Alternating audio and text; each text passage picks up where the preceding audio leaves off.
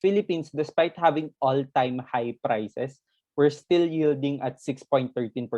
But what is the question here is, what is the benchmark for yield?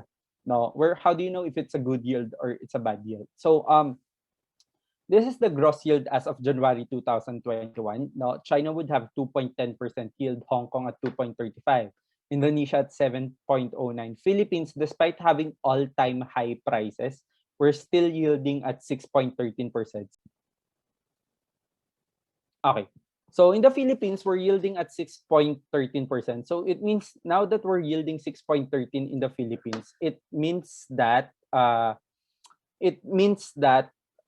you have to benchmark at 6.30. So if the property I'm trying to buy right now is not reaching 6.13, then I won't buy it. It's not really a good investment. Something like that, no? Parang hindi pinapansin ng mga tao. People just compute their returns in real estate through return of investment. In real estate, we use cash on cash return. The same as the stock market, no? Ito lang ang advice ko. Treat real estate, if you want to be a property expert, treat real estate like a stock market.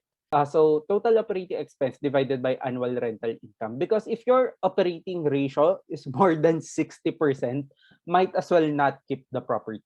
No, as much as possible to be able to be successful in in creating wealth through rental property, you have to have an operating ratio of at least sana maximum of 30 to 40%.